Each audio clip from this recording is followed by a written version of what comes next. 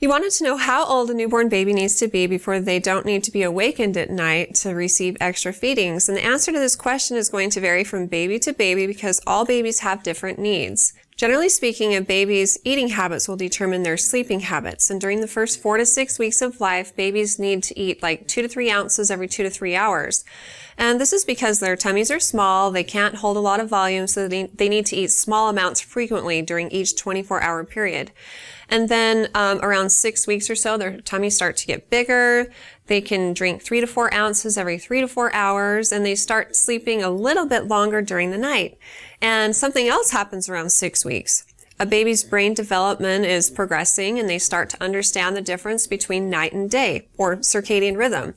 And so by about 3 months, most babies are on their way to sleeping through the night. And you can let your baby follow these natural eating and sleeping patterns as long as your pediatrician hasn't given you special instructions for your baby's needs.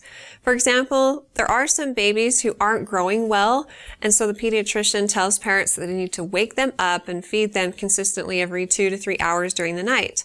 And so if your pediatrician has instructed you to do this, then make sure you do it. And then follow up with the doctor. Make sure your baby's gaining the appropriate amount of weight and getting the right amount of nutrition. And then as soon as they've told you that your baby doesn't need extra nighttime feedings, then that's when you can stop giving them. If you have more questions for me in the future, please feel free to ask them on our Facebook page at facebook.com/Intermountain Moms and recommend us to your friends and family too.